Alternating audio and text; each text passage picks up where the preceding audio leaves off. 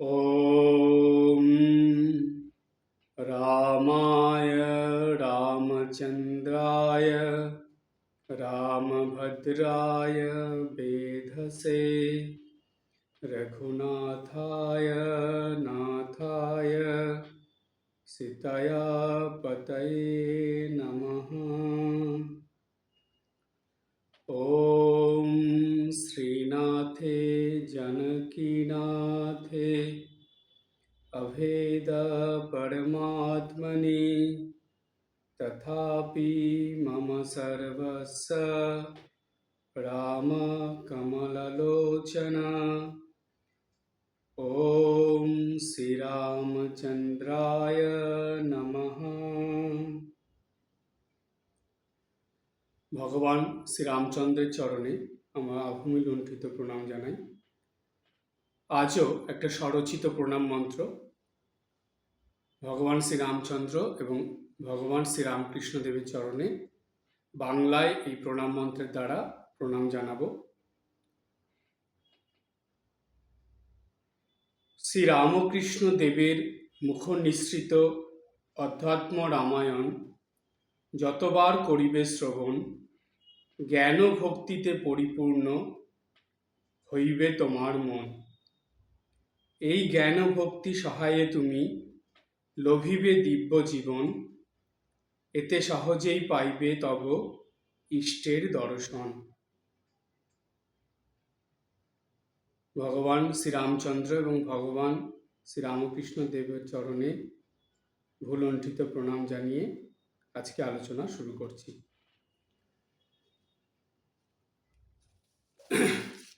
গত দুদিন ধরে আমরা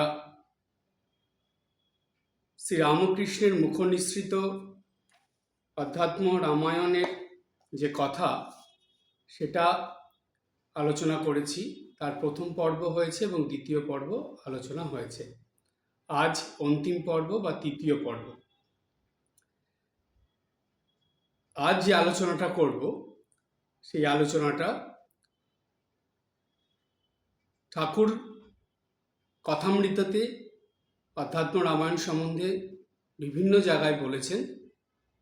তো সেই জায়গার থেকেই আলোচনার মধ্যে আসছি। ঠাকুর আছেন দক্ষিণেশ্বরে। দক্ষিণেশ্বরে ঠাকুরের কাছে ক্যাপ্টেন এসেছেন। ঠাকুর ক্যাপ্টেন বলতেন। ক্যাপ্টেনকে ঠাকুর খুব ভালোবাসতেন, স্নেহ করতেন। ক্যাপ্টেন ছেলেদের সঙ্গে করিয়া আসিয়াছেন। মাস্টারমশাই লিখছেন যে ক্যাপ্টেন তার ছেলেদের সঙ্গে করে নিয়ে এসেছেন। ঠাকুর কিশোরীকে বলিলেন, এদের সব দেখিয়ে এসো তো ঠাকুর বাড়ি, অর্থাৎ মন্দির থেকে আরম্ভ করে যা যা আছে দক্ষিণেশ্বরে দেখার, ছেলেগুলোকে নিয়ে কিশোরীকে বললেন দেখিয়ে আনতে। ঠাকুর ক্যাপ্টেনের সঙ্গে কথা বলবেন। মাস্টার দ্বিজ ইত্যাদি ভক্তেরা মেঝেতে বসিয়া আছেন। মাস্টারও আসিয়াছেন। এই মাস্টার হলো, এখানে লেখা আছে দমদমান মাস্টারও আসিয়াছেন। ঠাকুর শ্রীরামকৃষ্ণ ছোট খাটটিতে উত্তরাস্য হইয়া বসিয়া আছেন। তিনি ক্যাপ্টেনকে ছোট খাটটির এক পার্শ্বে তাহার সম্মুখে বসিতে বলিলেন। শ্রীরামকৃষ্ণ ঠাকুর এবার ভগবৎ প্রসঙ্গ শুরু করলেন। শ্রীরামকৃষ্ণ, তোমার কথা এদের বলছিলাম, কত ভক্তি, কত পূজা, কত রকম আরতি। ক্যাপ্টেন খুবই ভক্তিমান পুরুষ ছিলেন। তার ভক্তিতে ঠাকুর খুবই প্রসন্ন হয়েছিলেন। কারণ ক্যাপ্টেনের বাড়িতে গিয়ে ঠাকুর ক্যাপ্টেনের পূজা আরতি সবই দেখেছিলেন। তাই তিনি ক্যাপ্টেনের সম্বন্ধে বলছেন। ঠাকুর বলছেন তোমার কথা এদের বলছিলাম। এদের মানে আর সব যে ভক্তরা এখানে সেখানে উপস্থিত ছিল তাদেরকে বলছেন কত ভক্তি, কত পূজা, কত রকম আরতি। এই কথা বলে ঠাকুর তারপরে বলছেন যে ঈশ্বর মানুষ হয়ে লীলা করেন। এ কথা কেমন করে বিশ্বাস করবে? এ কথা যে ওদের ইংরেজি লেখাপড়ার ভিতর নাই। পূর্ণ অবতার বোঝানো বড় শক্ত, কি বলো? 14 পোয়ার ভিতর অনন্ত আশা। ক্যাপ্টেন, কৃষ্ণস্তু ভগবান স্বয়ং, বলবার সময় পূর্ণ অংশ বলতে হয়। শ্রীরামকৃষ্ণ, পূর্ণ ও অংশ যেমন অগ্নি ও তার স্ফুলিঙ্গ। অবতার ভক্তের জন্য, জ্ঞানীর জন্য নয়। অধ্যাত্ম রামায়ণে আছে, হে রাম, তুমি ব্যাপ্য, তুমি ব্যাপক। বাচ্যবাচক ভেদেন তমেব পরমেশ্বর। ক্যাপ্টেন, বাচ্যবাচক অর্থাৎ ব্যাপ্য ব্যাপক। শ্রীরামকৃষ্ণ, ব্যাপক অর্থাৎ যেমন ছোট একটি রূপ, যেমন অবতার মানুষ রূপ হয়েছেন। এই যে যতটুকু পড়া হলো, এর মধ্যে আমরা অধ্যাত্ম রামায়ণের প্রসঙ্গ পেলাম। খুব সুন্দর কথা।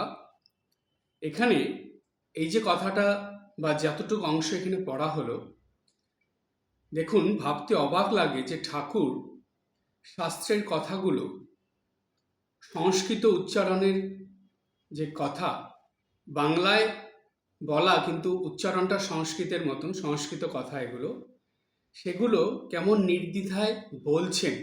আর শুধু বলছেন না, তার অর্থ বুঝিয়ে দিচ্ছেন। এরপরেও কি বলা যায় যে তিনি নিরক্ষর মানুষ ছিলেন?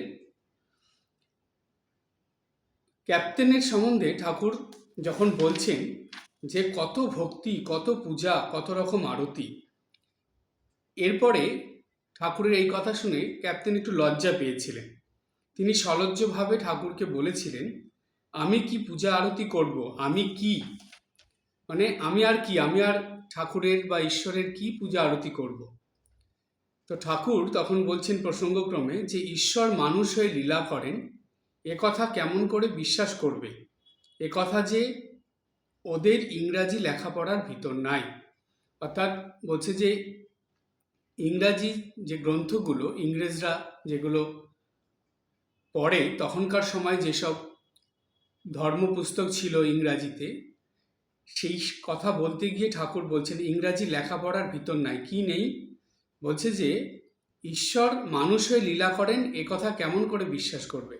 এইটা ইংরেজদের ওই গ্রন্থের মধ্যে বা বইয়ের মধ্যে, লেখাপড়ার মধ্যে নেই। পূর্ণ অবতার বোঝানো বড় শক্ত, কি বলো? ঠাকুর বলছেন যে পূর্ণ অবতার, অংশ অবতার, পূর্ণ অবতার, এগুলো তো আছে। তো পূর্ণ অবতার বোঝানো বড় শক্ত। যে পূর্ণ অবতার মানে ভগবান সম্পূর্ণ শক্তি নিয়ে, সম্পূর্ণ রূপ নিয়ে, তার সমস্ত গুণ নিয়ে একটা মানুষের রূপ ধরে তিনি এই জগৎ সংসারে এসে লীলা করছেন। বলছে এটা বোঝানো বড় শক্ত, এটা সহজে বোঝা যায় না বা বোঝানো যায় না। এরপরে ঠাকুর যে কথাটা বললেন সেটা একটা খুব অবাক করার কথা। কেন সেটা, সেই প্রসঙ্গে আসছি। ঠাকুর বলছেন 14 পোয়ার ভিতর অনন্ত আশা। আশা মানে এই যে অনন্ত আশা, মানে অনন্ত হলো সেই সগুণ নয়, নির্গুণ ব্রহ্ম, যিনি চারিদিক এই সৃষ্টির সব কিছুর মধ্যে ব্যপ্ত হয়ে আছেন, ছড়িয়ে আছেন। সেই অনন্ত ব্রহ্ম, তার বলছে 14 পোয়ার ভিতর অনন্ত আশা। 14 পোয়ার ভিতর মানে এটা একটু বুঝতে হবে। 14 পোয়া অর্থাৎ এইখানে বলা হচ্ছে যে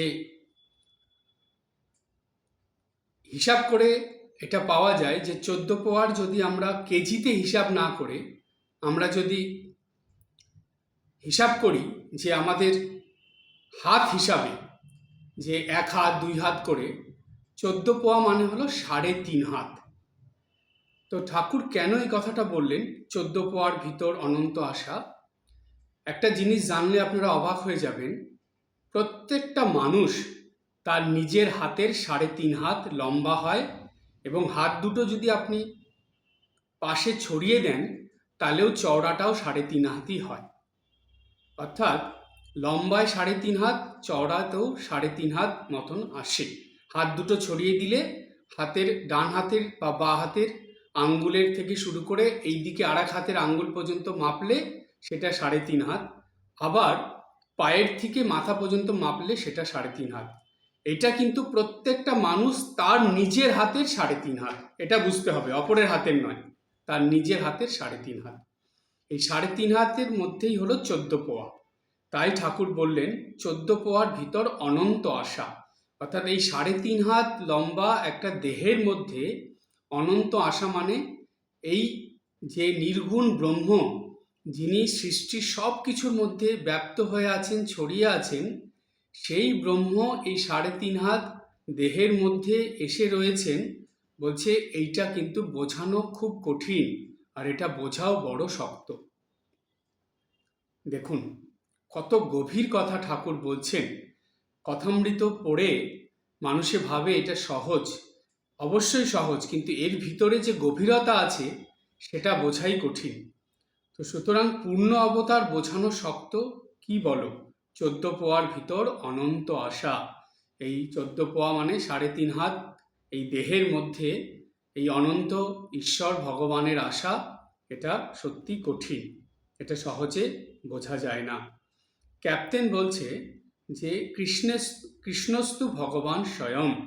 বলছে এই যে ভগবানের কথা বলা হচ্ছে, নির্গুণ ব্রহ্মের কথা, সেটা কৃষ্ণ হলো স্বয়ং সেই নির্গুণ ব্রহ্ম। বলবার সময় পূর্ণ অংশ বলতে হয়, কারণ অবতারের পূর্ণরূপ হলো নির্গুণ পূর্ণরূপ, আর অংশরূপ হলো এই সগুণ, অর্থাৎ এই দেহের মধ্যে আসে।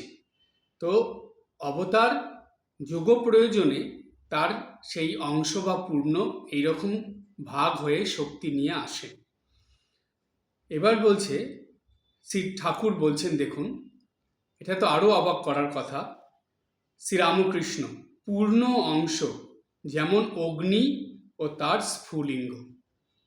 ক্যাপ্টেন যথেষ্ট পড়াশোনা করা মানুষ, বিদ্বান মানুষ, জ্ঞানী মানুষ। ঠাকুর ঠিক মানুষ বুঝে কথা বলতেন। যেহেতু ক্যাপ্টেন এত জ্ঞানী মানুষ, বিদ্বান মানুষ, পণ্ডিত মানুষ, তার সঙ্গে কথা বলার সময় ঠাকুর দেখুন সেই জ্ঞানের কথা, শাস্ত্রের কথা কেমন নির্দ্বিধায় বলছেন, কত সহজভাবে বলছেন। পূর্ণ অংশ যেমন অগ্নি ও তার স্ফুলিঙ্গ। অগ্নিটা হলো পূর্ণ আর তার স্ফুলিঙ্গটা হলো অংশ। অবতার ভক্তের জন্য, জ্ঞানীর জন্য নয়। কারণ কেন নয় প্রশ্ন আসবে। কারণ অবতার যিনি, তার যে আসল রূপ, তিনি যে স্বয়ং ভগবান পূর্ণ ব্রহ্ম, এটা জ্ঞানীরা বিচার করে জেনে যান।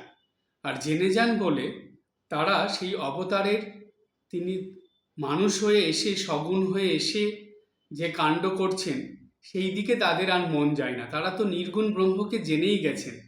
তো সুতরাং সগুণের প্রতি তাদের আর বেশি মন থাকে না। তাই তারা ওই নির্গুণ ব্রহ্ম নিয়েই জ্ঞানীরা ডুবে থাকেন। তাই বলছে যে অবতার ভক্তের জন্য, জ্ঞানীর জন্য নয়। কিন্তু ভক্তরা যেহেতু তারা সেই নির্গুণ ব্রহ্মের উপাসনা করতে পারে না, নির্গুণ ব্রহ্মের অস্তিত্ব তারা বুঝতে পারে না, বা নির্গুণ ব্রহ্মের সম্বন্ধে তারা ঠিক ধারণা করতে পারে না, তাই তারা কি করেন, এই সাকার ব্রহ্ম যেটা অবতারের মধ্যে থাকে সেটাকে নিয়েই তারা থাকেন। অর্থাৎ তার মধ্যেই তাদের ঈশ্বরের রস আস্বাদন করেন। তাই অবতার হলো ভক্তদের জন্য। এবার ঠাকুর বললেন, অধ্যাত্ম রামায়ণে আছে, হে রাম তুমি ব্যাপক, তুমি ব্যাপক। অধ্যাত্ম রামায়ণের কথা ঠাকুর বলছেন যে রামকে বলা হচ্ছে যে হে রাম তুমি ব্যাপক, তুমি ব্যাপক। ব্যাপক কি? ব্যাপ্য হলো নির্গুণ ব্রহ্ম, যিনি যে সৃষ্টির সব কিছুর মধ্যে রয়েছেন, ওতপ্রোতভাবে জড়িয়ে আছেন। এমন এই সৃষ্টিতে এমন কিছু নেই যার মধ্যে ঈশ্বর নেই, বা ভগবান নেই, বা ব্রহ্ম নেই। সব কিছুর মধ্যেই তিনি আছেন, কারণ তারই তো সৃষ্টি, তিনি না থাকলে কি করে হবে। তাই তিনি হলেন ব্যাপ্য। আর ব্যাপক, ব্যাপক হলো এই সৃষ্টির যা কিছু আমরা দেখি তার মধ্যে যে ভগবান আছেন, এটা তো বিশ্বাস করা যাবে না। বললেই প্রশ্ন আসবে, এই নির্গুণ ব্রহ্ম যিনি এত বিশাল, এত তার বিস্তৃতি, যে বিশ্বরূপ দর্শন হয়েছিল অর্জুনের, সেই বিশ্বরূপ দর্শন করার পর অর্জুন যদি সেটা ভুলে না যেতেন, তাহলে কি অর্জুন কখনো বিশ্বাস করতেন যে এই ছোট্ট দেহের মধ্যে একটা মনুষ্য শরীরে স্বয়ং ভগবান রয়েছেন, যিনি কৃষ্ণ নাম নিয়ে অবতার হয়ে লীলা করছেন, বা প্রত্যেকটা প্রাণীর মধ্যে, প্রত্যেকটা জীবের মধ্যে, সব কিছুর মধ্যেই ভগবান আছেন, এটা কি তিনি কখনো বিশ্বাস করতেন? কখনো করতেন না। এই যে ভগবানের বিশাল রূপ, বিশ্বরূপ দর্শন করেছিলেন, এই রূপের দিকে তিনি তাকাতে পারছেন না অর্জুন। বলছেন, তোমার এই রূপ সংবরণ করো, আমি এই রূপ দেখতে পাচ্ছি না, এর দিকে তাকাতে পারছি না, চোখ ঝলসে যাচ্ছে তার, কারণ এই বিশাল রূপ। তো অর্জুন দেখছে সৃষ্টির সব কিছুর মধ্যেই ভগবান রয়েছেন। তো ঠিক তেমনি এখানে বলা হচ্ছে যে ব্যাপক অর্থে ভগবান সব কিছুর মধ্যে আছেন, ব্যাপ্য অর্থে, আর ব্যাপক অর্থে তিনি যে কোনো ক্ষুদ্র কিছুর মধ্যে রয়েছেন। সেটা ঠাকুর কেমন বলে দিচ্ছেন দেখুন। এরপরে ঠাকুর বলছেন, বাচ্য বাচক ভেদেন তমেব পরমেশ্বর। এটা সংস্কৃতর একটা কথা তিনি বলছেন, অধ্যাত্ম রামায়ণের সেই কথার মধ্যে আছে, ব্যাখ্যার মধ্যে, যে বাচ্য বাচক ভেদেন তমেব পরমেশ্বর, যে এই বাচ্য বাচক ভেদে তিনি হলেন, ভেদাভেদ বাচ্য বাচক এই দুটো আমরা বুঝবো কি করে? ব্যাপ্য ব্যাপক বুঝলেই বাচ্য বাচক বোঝা যাবে, সেই একই অর্থ।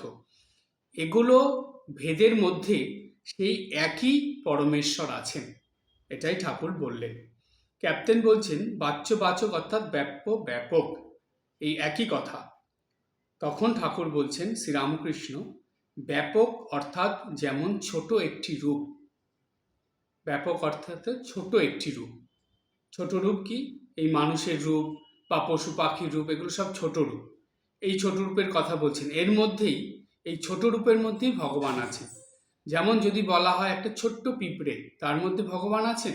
অবশ্যই আছেন, তার মধ্যেও ভগবান আছেন। যদি না থাকতো, তাহলে আমরা এই প্রসঙ্গে একটা খুব সুন্দর ঘটনা এখানে স্মরণ করি। শ্রীমা সারদা দেবী, তিনি নিত্যদিন ঠাকুরের পূজা করতেন, নিত্য পূজা করতেন।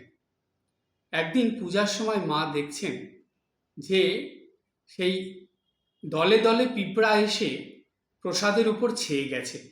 ঠাকুরকে দিয়েছেন যে নৈবেদ্য, সেই নৈবেদ্যের উপর পিঁপড়ে এসে ভরে গেছে।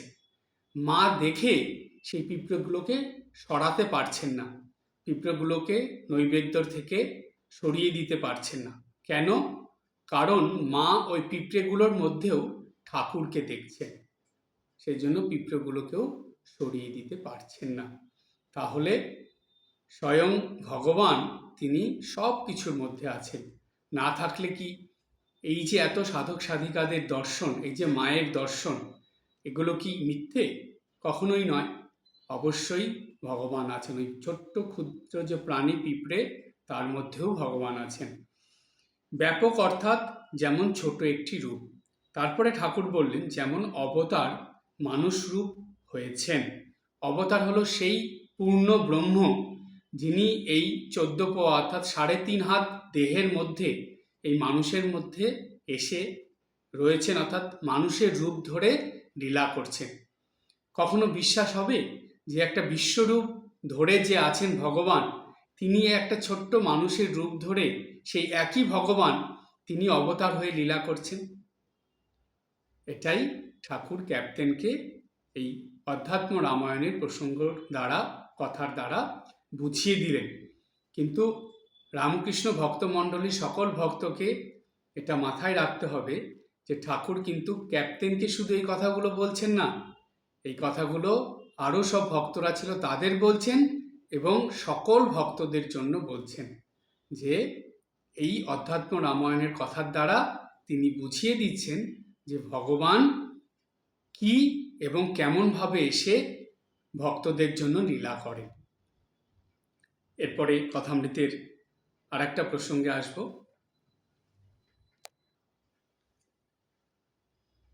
এবার কথামৃতের আর এক জায়গায় প্রসঙ্গক্রমে ঠাকুর অধ্যাত্ম রামায়ণের কথা বলেছেন, সেই প্রসঙ্গটাই যাই।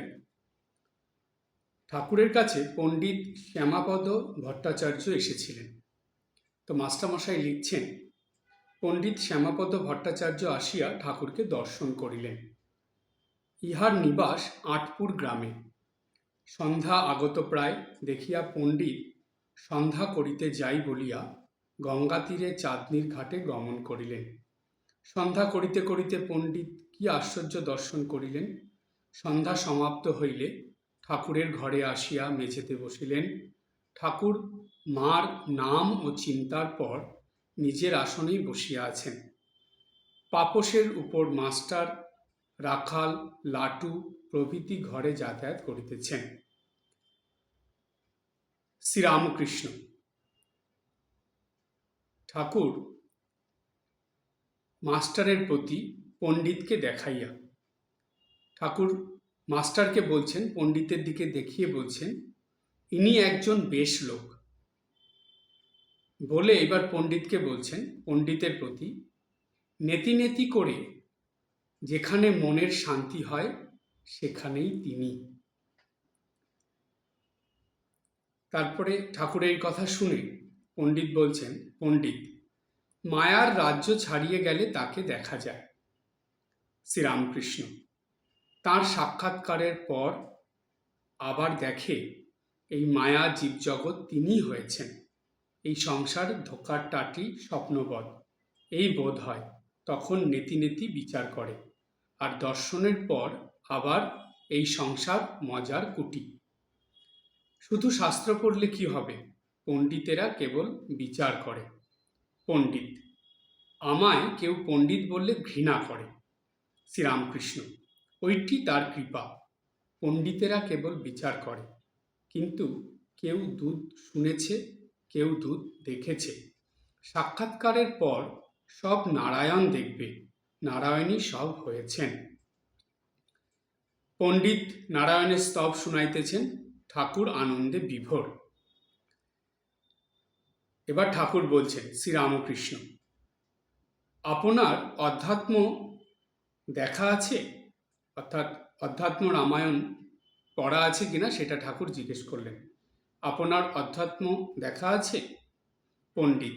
আজ্ঞে হ্যাঁ, একটু দেখা আছে। শ্রীরামকৃষ্ণ। ওতে জ্ঞান ভক্তি পরিপূর্ণ। শবরীর উপাখ্যান, অহল্যার স্তব সব ভক্তিতে পরিপূর্ণ। তবে একটি কথা আছে, তিনি বিষয় বুদ্ধি থেকে অনেক দূরে। পণ্ডিত। যেখানে বিষয় বুদ্ধি তিনি সুদূরম, আর যেখানে তা নাই সেখানে তিনি অদূরম। উত্তরপাড়ার এক জমিদার মুখুজ্জুকে দেখে এলাম, বয়স হয়েছে, কেবল নোভেলের গল্প শুনছেন। শ্রীরামকৃষ্ণ। অধ্যাত্মে আরেকটি বলছে যে তিনি জীব জগৎ।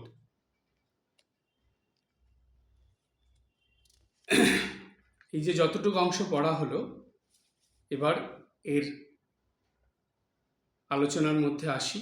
এটা বিস্তৃতভাবে একটু আলোচনার মধ্যে আমরা যাব। এখানে ঠাকুর খুব সুন্দর সুন্দর কথা বলেছেন, অতি সংক্ষেপে, খুব গভীর কথা। পণ্ডিত আসলেন, পণ্ডিতের যেমন সম্মান দেওয়ার সেটা ঠাকুর দিলেন। পণ্ডিতেরকে দেখিয়ে মাস্টারমশাইকে বললেন, ইনি একজন বেশ লোক। কারণ দেখুন, মানুষের মধ্যে যে মন রয়েছে, সেই মনের যেই ভাব চলে, ভগবান কিন্তু সেটাই দেখেন। ঠাকুর শ্রী রামকৃষ্ণদেব বেশ কয়েকবার এ কথা বলেছেন যে ভগবান কে কি করছে না করছে সেটা দেখেন না, তিনি তার মনটা দেখেন। মানুষের চিন্তা ভাবনার ভগবানের চিন্তা ভাবনার মধ্যে পার্থক্যটা কোথায় জানেন? মানুষ কে কী করছে না করছে শুধু সেইটা দেখে বেড়ায়। কিন্তু ভগবান সেগুলো না দেখে সেই মানুষটা কি মনোভাব নিয়ে সেগুলো করছে সেই মনের ভাবটা দেখেন। তো তাই ঠাকুর দেখছেন যে পণ্ডিত এসেছে, কিন্তু ঠিক সন্ধ্যাবেলা তিনি কিন্তু ঠাকুরকে বলে সন্ধ্যা বন্দনার জন্য চলে গেলেন গঙ্গা তীরে চাঁদনির ঘাটে। ঠাকুরকে বললেন সন্ধে করতে যাই, ঠিক সন্ধ্যের সময় চলে গেলেন। ঠাকুরের একটা কথা আছে যে যখন সন্ধে হয় তখন সব কিছু ছেড়ে সন্ধে বন্দনা করতে হয় বা সন্ধে আহ্নিক করতে হয়। ঠিক দেখুন পণ্ডিত এই কাজটাই করলেন। ঠাকুরের কাছে এসেও তিনি ঠাকুরকে বলে চলে গেলেন, গিয়ে গঙ্গার তীরে গিয়ে সন্ধ্যা বন্দনা করে আসলেন। এইটা দেখে ঠাকুরের খুব ভালো লেগেছে। ঠাকুরও তখন মায়ের নাম করছিলেন। মায়ের নাম এবং চিন্তার পরে ঠাকুরও এসে কি করলেন, আসনে বসলেন। ঠাকুর এই সন্ধ্যের সময় কারোর সঙ্গে কথা বলতে চাইতেন না। তিনি ঠিক সন্ধে লাগলে হয় মায়ের মন্দিরে চলে যেতেন, নয় বিষ্ণু মন্দিরে চলে যেতেন, নয় নিজের ঘরে চুপ করে বসে থাকতেন, বসে মায়ের নাম করতেন এবং মায়ের কথা চিন্তা করতেন। এই যে ঠাকুরের জীবন থেকে ছোট ছোট শিক্ষাগুলো, এগুলো শুনতে বা বুঝতে ছোট হলেও এগুলোর গভীরতা অনেক ব্যাপক, অনেক বড় এগুলো আমাদের জীবনে। কারণ এগুলো যদি আমরা ঠিকভাবে পালন করতে পারি, যে ঠাকুরের শিক্ষাগুলো, তাহলে কি হয় জানেন? যেমন দেখবেন, আপনার কথা যদি আপনার সন্তানেরা শোনে, আপনি যেমন খুব খুশি হন, সেই খুশির কথা বলতে লাগে না, আপনার মুখ চোখ দেখলেই বোঝা যাবে যে আপনি খুশি হয়েছেন। ঠিক তেমনি আমরা তো ভগবানের সন্তান, ঠাকুরের সন্তান। ঠাকুরের এই কথাগুলো আমরা যদি পালন করি, ঠাকুর মা যেগুলো বলেছেন, শ্রীমা সারদা দেবী, শ্রী রামকৃষ্ণদেব, তারা তো আমাদের বাবা মা, তারা যেগুলো বলেছেন সেই কথাগুলো যদি আমরা পালন করি, তারা কিন্তু সব থেকে বেশি খুশি হন, প্রসন্ন হন। তাই দেখুন, এই পণ্ডিত যে সন্ধ্যা বন্দনা করে এসেছে সব কিছু ছেড়ে গিয়ে, ঠাকুর এত খুশি হয়েছেন। ঠাকুর মাস্টারমশাইকে বলছেন ইনি একজন বেশ লোক। তারপরে পণ্ডিতের প্রতি নেতি নেতি করে যেখানে মনের শান্তি হয় সেখানেই তিনি। এটা বেদান্তের কথা বলে দিলেন ঠাকুর, জ্ঞানীদের কথা বলে দিলেন। বেদান্ত বিচার করে জ্ঞানের দ্বারা সব নেই নেই, নেতি নেতি মানে না এটা নয়, বিচার করে করে যাওয়া, না এটা নয়, এটা শরীরের উপর যদি বিচার আসে কিভাবে বিচার করতে হবে, না এই শরীরের সব থেকে উপরে থাকে যে আবরণ, সেটা হলো ত্বক বা চামড়া, না এটা শরীর নয়। এর ভিতরে কি আছে? এর ভিতরে আছে মাংস, না এটা শরীর নয়। তারপরে রক্ত, না এটা শরীর নয়। এরপরে আছে কোষ, শিরা উপশিরা, না এগুলো শরীর নয়। এরপরে আছে হাড়, না এটাও শরীর নয়। এর ভিতরে কি আছে? এর ভিতরে যেই জিনিসগুলো আছে, আমাদের হৃৎপিণ্ড আছে, পাকস্থলী আছে, কিডনি আছে, যা আছে, এগুলো কি শরীর? কোনোটাই শরীর নয়। তাহলে শরীর কোনটা? বিচার করুন। ভগবান যেই শরীরের মধ্যে আছেন, শরীর বলে কি বোঝাচ্ছে? বিচার করলে শরীরের কিছু নেই, অনেকগুলো সমষ্টি নিয়ে এটাকে আমরা শরীর বলছি। তার মানে যখন বিচার করতে হবে তখন এইগুলো একটা একটা করে আলাদা করতে হবে। এই আলাদা করতে করতে দেখা যাবে না শরীর বলে কিচ্ছু নেই। তাহলে আছেটা কি? এর ভিতরে সেই ঐশ্বরিক সত্তা আছে বলেই, তিনি আছেন বলেই এই শরীরটা চলছে। তিনি না থাকলে এই শরীরটার কোনো মূল্য নেই, এটাকে শরীর বলেই মনে হবে না। না হলে দেখুন, যেই মানুষকে এত আদর যত্ন করে ঘরে রাখা হয়, সে ঘরে থাকে, সেই মানুষের যখন শরীর চলে যায় তাকে কিন্তু সেই ঘরে বেশিক্ষণ রাখা হয় না। যত তাড়াতাড়ি সম্ভব সেই শরীরটাকে, সেই দেহটাকে ঘর থেকে বাইরে বের করে দেওয়া হয়। কেন? কি কারণে? যেই শরীরের এত আদর যত্ন, এত কদর, এত সেই শরীরের দিকে খেয়াল রাখা, এত কিছু, আর যেই তার নিঃশ্বাস বন্ধ হয়ে গেল, তার শরীর ঠান্ডা হয়ে গেল, সঙ্গে সঙ্গে সেটা আর ঘরে রাখা যাবে না। তাকে যত তাড়াতাড়ি সম্ভব ঘর থেকে বাইরে বের করে দিতে হবে। কোনো মূল্য আছে? একমাত্র তিনি আছেন বলেই এই শরীরটার মূল্য আছে। তিনি যদি না থাকতেন এর ভিতরে, যখন তিনি এই শরীরটাকে ছেড়ে চলে যান, সেই ঈশ্বর ভগবান, তখন আর এই শরীরের কোনো দাম থাকে না। শরীরটা তো ঘর থেকে বের করে দেওয়া হয়, এমনকি সেটাকে যত তাড়াতাড়ি সম্ভব আগুনে পুড়িয়ে দেওয়া হয়, অর্থাৎ তাকে পঞ্চভূতের শরীর পঞ্চভূতে মিশে যায়। দেখুন, এই নেতি নেতি করে যেতে গেলে যেখানে মনের শান্তি হয়, কোথায় গিয়ে মনের শান্তি হয়? মনের শান্তি হয় এই অন্তর্জগতে গেলে। বহির্জগতে ভগবান, বহির্জগতের এই ধন সম্পত্তি, বিষয় আশয়, যে আত্মীয় স্বজন, পরিবার পরিজন, কোনো কিছুর মধ্যে ভগবান যে রয়েছেন সেটাকে বোঝা যাবে না। কখন বোঝা যাবে? যখন এগুলোর থেকে মনকে সরিয়ে নিয়ে নেতি নেতি করে বহির্জগৎ থেকে অন্তর্জগতে যাওয়া যাবে, তখনই বোঝা যাবে যে না, এই অন্তর্জগতেই শান্তি পাওয়া যায়। দেখবেন, আপনি সারাদিন বাড়ির বাইরে ঘুরে ফিরে আসুন, বিভিন্ন জায়গায় যান, বিভিন্ন লোকের সঙ্গে কথা বলুন, নানান অনুষ্ঠান দেখুন, দিনের শেষে যখন বাড়িতে ফিরবেন তখন দেখবেন চঞ্চলতা, অস্থিরতা, অশান্তি লাগবে। কিন্তু আপনি কোনো একটা জায়গায়, নির্জন ফাঁকা জায়গায় গিয়ে চুপ করে বসে কথামৃত পাঠ করুন, মায়ের কথা পড়ুন এবং চোখ বুজে ভগবানের গুরুদেয়া মন্ত্র জপ করুন, গুরুদেবের কথা চিন্তা করুন এবং ধীরে ধীরে একটা কোনো লীলার ঘটনা, ঠাকুরের বা মায়ের জীবনের লীলার ঘটনা চিন্তা করতে করতে ধ্যানের মধ্যে ডুবে যান। তারপরে দেখবেন মনের অবস্থা, মনে হবে যেন এই রকম শান্তি আগে কখনো পায়নি। তাই জানবেন যে ঠাকুর বললেন, নেতি নেতি করে যেখানে মনের শান্তি হয় সেখানেই তিনি ভগবান। এই শান্তির, কেননা একমাত্র ভগবানের কাছেই ঠিক ঠিক শান্তির সন্ধান পাওয়া যায়, যেটা মানসিক শান্তি বলে, জাগতিক কথা বলছি না। মানসিক শান্তি যেটা, মনের তৃপ্তি যেটা, মনের সন্তোষ যেটা, সেটা একমাত্র ঈশ্বরের কাছে গেলেই পাওয়া যায়। তাই ঠাকুর বললেন, নেতি নেতি করে যেখানে মনের শান্তি হয় সেখানেই তিনি মানে ঈশ্বর। এবার পণ্ডিত বলছেন, মায়ার রাজ্য ছাড়িয়ে গেলে তাকে দেখা যায়। ঠাকুর এই কথা শুনে উত্তর দিচ্ছেন, তার সাক্ষাৎকারের পর আবার দেখে এই মায়া জীবজগৎ তিনিই হয়েছেন। এই সংসার ধোঁকার টাটি স্বপ্নবৎ এই বোধ হয় যখন নেতি নেতি বিচার করে, আর দর্শনের পর আবার এই সংসার মজার কুটি। অর্থাৎ এখানে ঠাকুর পরিষ্কারভাবে বুঝিয়ে দিলেন, মায়ার রাজ্য ছাড়িয়ে যেতে হলে সাধন ভজন করতে হবে। সাধন ভজন করে যখন ঈশ্বর দর্শন হয়, ঈশ্বর উপলব্ধি হয়, তখনই এই সংসার মজার কুটি হয়। তা না হলে এই সংসার ধোঁকার টাটি, অর্থাৎ এটা এই সংসারের স্বপ্নবৎ মনে হয়। এই সংসারের মধ্যে খালি দুঃখ, কষ্ট, যন্ত্রণা, একটু সাময়িক হয়তো আনন্দ পাওয়া যায়, সেটা ক্ষণস্থায়ী। কিন্তু তার থেকে বেশি দুঃখ, কষ্ট, যন্ত্রণা, অশান্তি, মনোমালিন্য, ঝড়গাঝাঁটি এগুলোই বেশি হতে থাকে। কিন্তু এগুলো যে প্রভাব, সেটা কোথায় পড়ে? সেটা মনের উপরে পড়ে। মন এগুলো নিয়েই ব্যস্ত থাকে। কেন ব্যস্ত থাকে? কারণ এগুলোর বাইরে বা এগুলো ছাড়াও যে অন্য কিছু আছে, সেটার স্বাদ মন পায় না।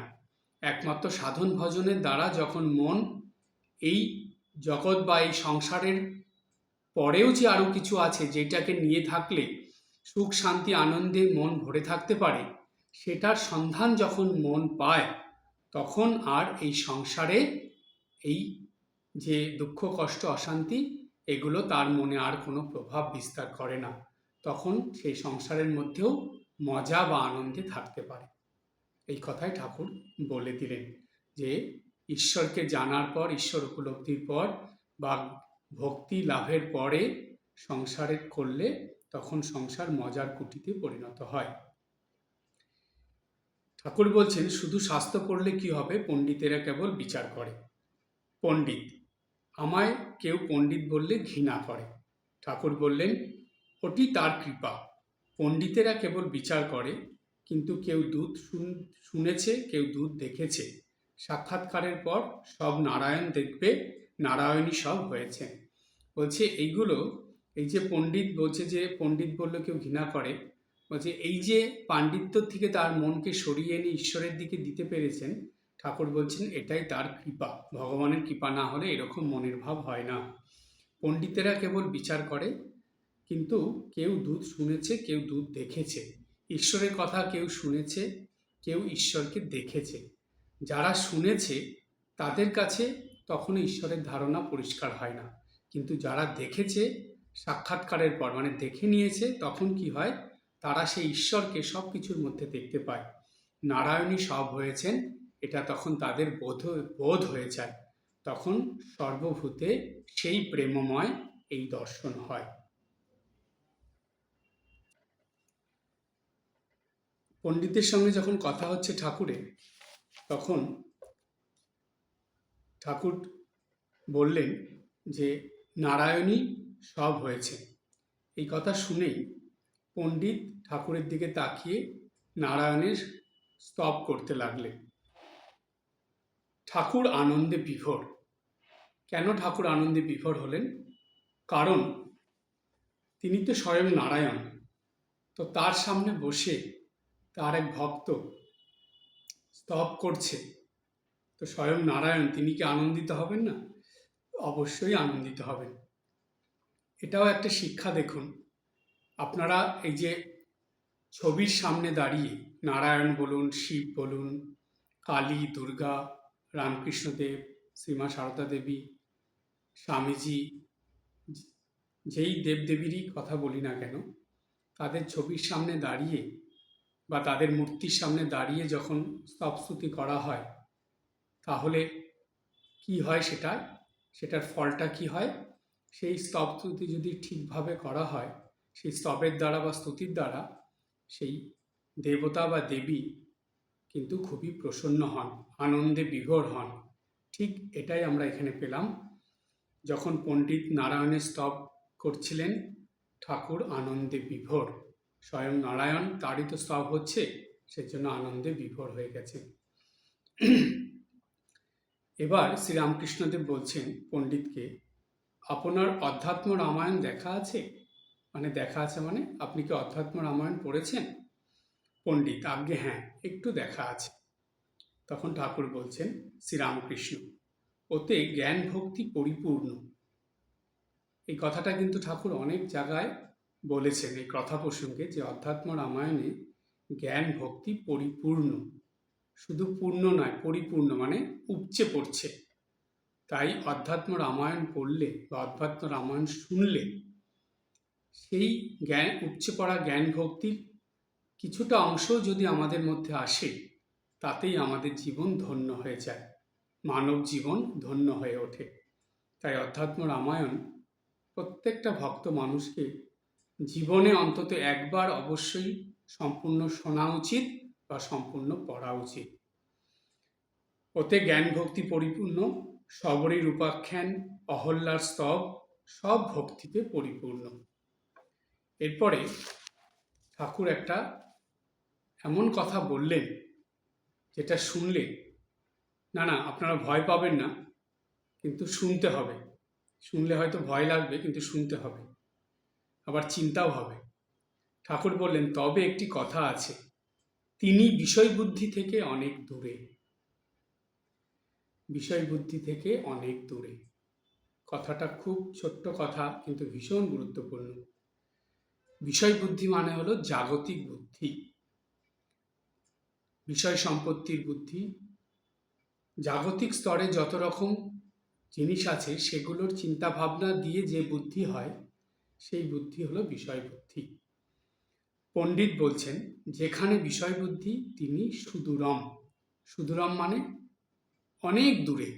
বিষয় বুদ্ধি যেখানে আছে, সেইখান থেকে ভগবান অনেক দূরে থাকেন, ধারের কাছে থাকেন না, অনেক দূরে থাকেন। আর যেখানে তা নাই, সেখানে তিনি অদূরম। যেখানে বিষয় বুদ্ধি নেই, সেইখানে ভগবান একদম কাছে, তিনি দূরে নয়। বিষয় বুদ্ধি থাকলে বহু দূরে, তাকে দেখাই যাবে না, তার তার তিনি যে আছেন সেটা বোঝাই যাবে না। কিন্তু বিষয় বুদ্ধি যখন না থাকে তাহলে কি হবে? তিনি অদূরম, মানে একদম নিকটে। দেখুন কত সুন্দর কথা। উত্তরপাড়ার এক জমিদার মুখুজ্জুকে দেখে এলাম, বয়স হয়েছে, কেবল নোভেলের গল্প শুনছেন। অর্থাৎ পণ্ডিত বলছেন ঠাকুরকে যে একজন জমিদার, তার বয়স হয়েছে, তার জমিদারি ছেড়ে তো তার এখন কি দরকার? এখন ঈশ্বরকে নিয়ে থাকার কথা। ঠাকুর এই কথা অনেক জায়গায় বলেছেন। কথা প্রসঙ্গে এটা আসে যে মানুষের যত বয়স বাড়ে তত জাগতিক বৈষয়িক সব কিছুর থেকে নিজেকে সরিয়ে ঈশ্বরের দিকে যেতে হয়, তখন ঈশ্বরকে নিয়ে থাকতে হয়। খুব ভালো করে চিন্তা করে দেখবেন, জীবনের প্রথম থেকে মানুষ এই জাগতিক বৈষয়িক সাংসারিক এগুলো নিয়েই থাকে, ঈশ্বরকে নিয়ে থাকে না। ধীরে ধীরে যখন একটু বয়স হয় তার মনে আসে যে না, ভগবানের একটু নাম জপ করতে হবে, একটু পূজা পাঠ করতে হবে, সে দীক্ষা নেয়, তারপরে ঈশ্বরের দিকে যায়। এই ঈশ্বরের দিকে যে চলার যে পথ সে বেছে নিল, কেন বেছে নিল? এটা কি তার ইচ্ছায় হয়েছে? তা না। জানবেন, প্রত্যেকটা মানুষের জীবনে যে দীক্ষা হওয়া, ঈশ্বরের নাম গ্রহণ করা, পূজা পাঠ করা, সাধুসঙ্গ করা, এগুলো সব ভগবানের ইচ্ছাতেই হচ্ছে। তার কারণ তার ইচ্ছা ছাড়া গাছের একটা পাতাও নড়ে না। তাহলে এখানে একটা প্রশ্ন, এই যে আপনার দীক্ষাটা হলো ভগবানের ইচ্ছাতে, আপনি যে দীক্ষা পেলেন, এর পিছনে কারণটা কি? ভগবান কি ইন্ডিকেশন করছেন, কি বোঝাচ্ছেন, ভগবান সংকেতটা কি দিচ্ছেন আপনাকে, সেটা কখনো চিন্তা করেছেন? একটু ভালো করে চিন্তা করে দেখবেন যে ভগবান এটা আপনাকে বুঝিয়ে দিচ্ছেন দীক্ষা পাওয়ার মধ্যে দিয়ে, যে এখন সাংসারিক বৈষয়িক এগুলোর থেকে ধীরে ধীরে নিজেকে সরিয়ে আমার দিকে আসো। আমার দিকে আসার পথ তুমি পেয়ে গেলে। এই গুরুবাক্য পালন করে, জপ করে, নিত্যদিন পূজা পাঠ, সন্ধ্যা বন্দনা এগুলো করে ধীরে ধীরে তুমি বৈষয়িক চিন্তা, সাংসারিক চিন্তা, পারিবারিক চিন্তা এগুলোকে কমিয়ে আমার দিকে আসার চেষ্টা করো এবং আমার দিকে আসতে শুরু করো। এবং একটা বয়সের পরে যখন সাংসারিক দিকে আর বেশি না থেকে ঐশ্বরিক দিকে আসার জন্য চেষ্টা করতে হয়, বা ঈশ্বরকে নিয়ে বেশি সময় থাকার অভ্যাস করতে হয়। তাই যত বয়স বাড়ে তত ঈশ্বরকে নিয়ে থাকার চেষ্টা করতে হয় বা ঈশ্বরকে নিয়ে থাকতে হয়। এটা হলো হিন্দু শাস্ত্রের বিধান। জানবেন, এই শাস্ত্রের বিধান যদি কেউ না মানে তাহলে তার দুঃখ, কষ্ট, যন্ত্রণা অবধারিত তাকে পেতেই হবে, পেতেই হবে। এর হাত থেকে কেউ নিস্তার করতে পারবে না। তাই হিন্দু শাস্ত্রের বিধান এটা, যত বয়স হবে তত সাংসারিক এই জাগতিক সব কিছু ছেড়ে ঈশ্বরকে নিয়ে থাকার অভ্যাস করতে হয়। সেটা এখানে বলা হলো শ্রীরামকৃষ্ণ। অধ্যাত্মে আরেকটি বলেছে যে তিনি জীবজগৎ, অর্থাৎ এই জীবজগতের মধ্যে যা কিছু দেখা যাচ্ছে এগুলো সব তিনিই আছেন। কেন? তিনি ছাড়া আর কিছু নেই, তারই তো সৃষ্টি। জগতের সব কিছুর মধ্যেই ভগবান আছেন, ভগবান ছাড়া আর কিছু নেই। ভগবানেরই সব সৃষ্টি, এবং সৃষ্টির মধ্যে তিনি কোথাও সূক্ষ্মরূপে, কোথাও বৃহৎ রূপে অবস্থান করছেন। এটা বলে দিলেন, পণ্ডিতকে বুঝিয়ে দিলেন, যাতে পণ্ডিতের এই কথার দ্বারা পণ্ডিতকে ঠাকুর পরোক্ষভাবে বুঝিয়ে দিলেন যে ঈশ্বরের দিকে মন গেলে, ঈশ্বরকে নিয়ে থাকলে তখন সব কিছুর মধ্যেই ঈশ্বর দর্শন হয়। তখন জীবজগতের প্রতি আর অবহেলা, ঘৃণা এগুলো আসে না। জীবজগতের প্রতি আর তুচ্ছ তাচ্ছিল্য আসে না। তখন সেই ভক্ত সব কিছুর মধ্যেই ঈশ্বরকে দেখেন, ঈশ্বরের দর্শন পান। তাই ঠাকুর বললেন তিনি জীবজগৎ। পণ্ডিত ঘর হইতে চলিয়া গেলে ঠাকুর মাস্টারকে বলিতেছেন, আমি যা বলি মিলছে? যারা আন্তরিক ধ্যান জপ করছে তাদের এখানে আসতেই হবে। কত বড় কথা একটা ঠাকুর বলে দিলেন, খুব সহজভাবে বললেন, কিন্তু কি গভীর কথা। ঠাকুর বললেন, আমি যা বলি মিলছে? কি মিলছে? ঠাকুর কি বলেন? ঠাকুর বলেন, যারা আন্তরিক ধ্যান জপ করছে তাদের এখানে আসতেই হবে। এখানে মানে কোথায়? দক্ষিণেশ্বরে, কামারপুকুরে, কাশীপুরে, বেলুড় মঠে? না, এখানে মানে শ্রীরামকৃষ্ণের স্মরণে। শ্রীরামকৃষ্ণের শরণাগত তাকে হতেই হবে। তাই এই পণ্ডিত, এত পণ্ডিত, কিন্তু তিনি এত জপ ধ্যান করেন, এত আন্তরিকভাবে ভক্তি শ্রদ্ধা সহকারে নিত্য ধ্যান জপ করেন বলে তিনি ঠাকুরের কাছে এসেছেন, স্বয়ং ভগবানের কাছে এসে গেছেন। শ্রীরামকৃষ্ণ, যিনি স্বয়ং ভগবান, তার কাছে এই পণ্ডিত এসেছেন। এটা দেখে মাস্টারমশাইকে ঠাকুর বললেন। এটা মাস্টারমশাইকে বলার মধ্যে দিয়ে ঠাকুর সকল ভক্তদের উদ্দেশ্যে, সকল মানব জাতির উদ্দেশ্যে, সমস্ত মানুষকে ঠাকুর বললেন যে যারা আন্তরিক ধ্যান জপ করেছে তাদের এখানে আসতেই হবে, অর্থাৎ তাদের এই ভগবানের কাছে, ঠাকুর শ্রী রামকৃষ্ণদেবের কাছে, তার স্মরণে আসতেই হবে। এখানে একটা ছোট্ট শব্দ আছে, সেটা হলো আন্তরিক। এটা মাথায় রাখতে হবে আমাদের। আন্তরিক কথাটা ঠাকুর উচ্চারণ করেছেন। আন্তরিক মানে হলো যা অন্তর দিয়ে করা হয় তাই আন্তরিক। এমন অনেক কিছু আছে নিত্যদিন মানুষ করছে, কিন্তু মেশিনের মতন করছে, ওর মধ্যে কোনো আন্তরিকতা নেই।